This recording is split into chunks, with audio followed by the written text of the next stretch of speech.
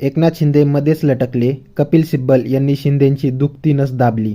कपिल सिब्बल यांनी एक महत्त्वपूर्ण युक्तिवाद मांडला. त्यांनी शिंदे आणि ठाकरे या दोघांकडे असलेल्या आमदारांच्या संख्येचा संदर्भ दिला. जर शिंदे गटाचे 39 आमदार अपात्र केले तर उद्धव ठाकरेंचे बहुमत ठरते.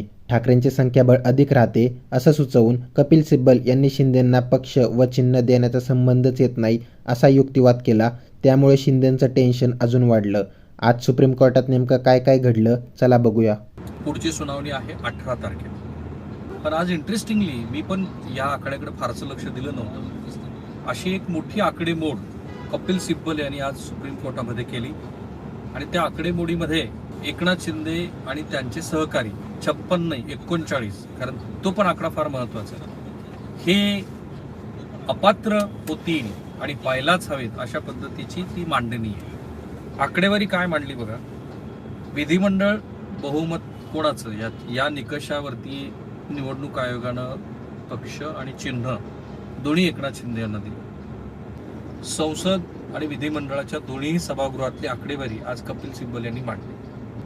विधानसभेमध्ये ज्या वेळेला पक्ष एकनाथ शिंदे यांना दिला त्यावेळेला शिंदे यांच्याकडे 40 आमदार होते तर श्री उद्धव ठाकरे यांच्याकडे 15 आमदार होते.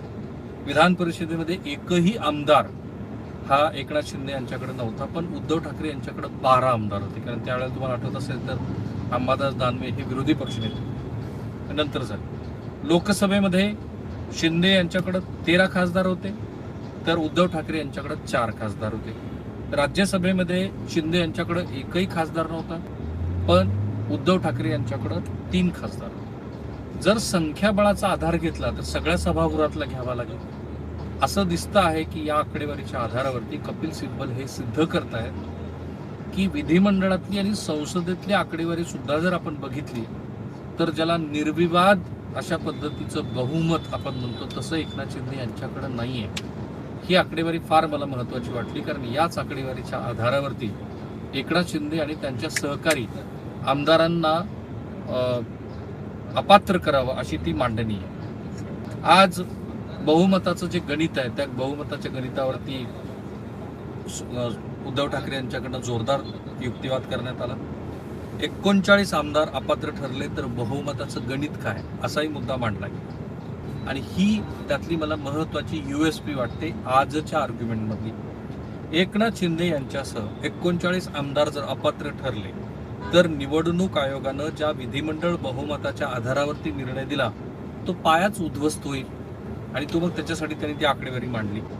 या सगळ्या आकडेवारीचा पाया काय आहे, कशाच्या आधारावरती कपिल सिब्बल म्हणतात की एकनाथ शिंदे आणि त्यांचे 39 सहकारी त्यांच्यासह 40 हे अपात्र ठरायला हवे. तर त्याचा पाया असा आहे की निवडणूक आयोगाच्या आकडेवारीनुसार शिंदे गटाकडे 53 तर ठाकरे गटाकडे 34 लोकप्रतिनिधी आहेत.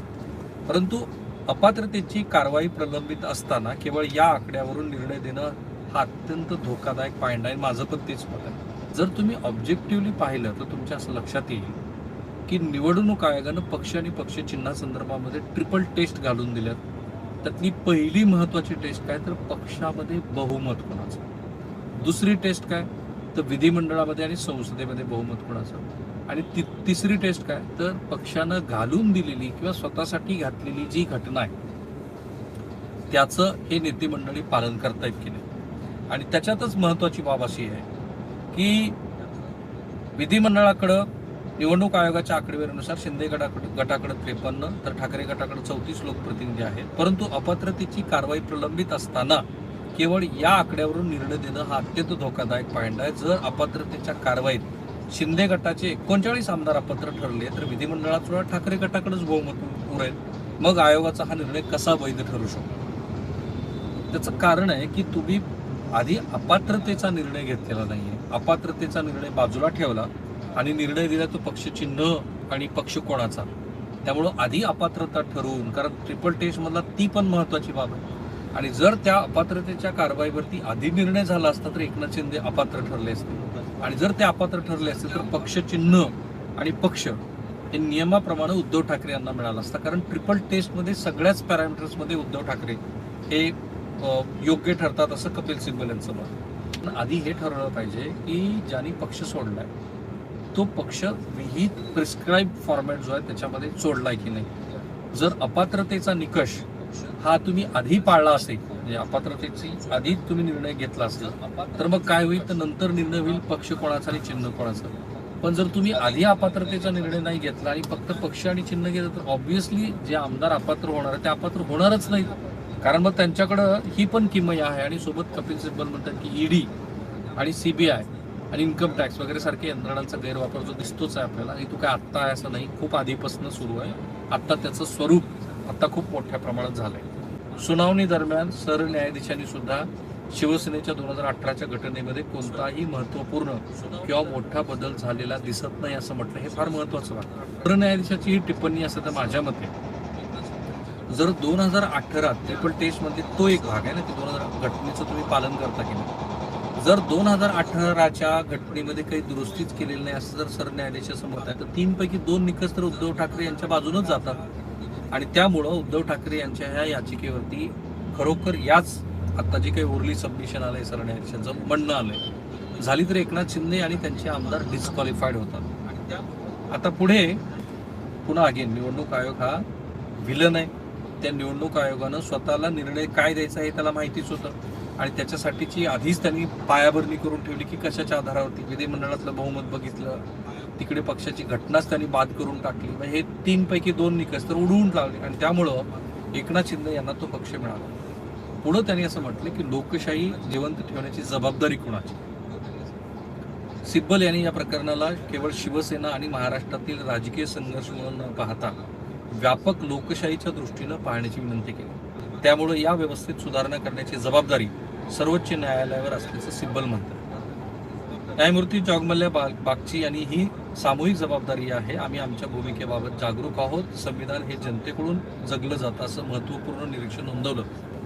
आता असं झालंय की ठाकरे गटाचा युक्तिवाद पूर्ण झालेला. आजच्या सुनावणीमुळं सरन्यायाधीशाने जे म्हटलं की इतर घटनात्मक संस्थांच्या भूमिकेला सुद्धा कमी लेखू नये, मी सहमत आहे. त्याच्यात माध्यमांची भूमिका पण फार महत्त्वाची आहे. हल्ली आपण बघतोय की एकतर गोदी मीडियाचं नेरेटिव्ह आहे, सत्ताधाऱ्यांची तळी उचलणं किंवा सत्ताधाऱ्यांच्या विरोधामध्ये वारे माप आणि चुकीचे नॅरेटिव्ह सांगत राहणं, दोन्ही बाजूने असा सगळा प्रकार सुरू आहे. या केसमध्ये आता उद्धव ठाकरे यांच्या गटाची सुनावणी पूर्ण झालेली आहे. गेल्या 5 दिवसापासून सिब्बल यांनी निवडणूक आयोगाचा निर्णय, शिवसेनेची पक्ष संघटना, संघटनात्मक बहुमत, पक्षाची घटना, विधिमंडळातील बहुमत, आमदाराची अपात्रता आणि आयोगाच्या अधिकार क्षेत्रावर सविस्तर असा युक्तिवाद केला. माझ्या मते हे प्रकरण हे पाथ ब्रेकिंग प्रकरण, म्हणजे भारताच्या स्वतंत्र भारताच्या इतिहासामध्ये जेवढी प्रकरण आली, म्हणजे एडीएम जबलपूर असेल, तिकडे इंदिरा साहनी जजमेंट असेल, किंवा प्रभू रामचंद्राच्या जन्मभूमी संदर्भातलं जजमेंट असेल, अशी अनेक जी पाथ ब्रेकिंग जजमेंट आली त्यापैकी हे एक जजमेंट ठरलं.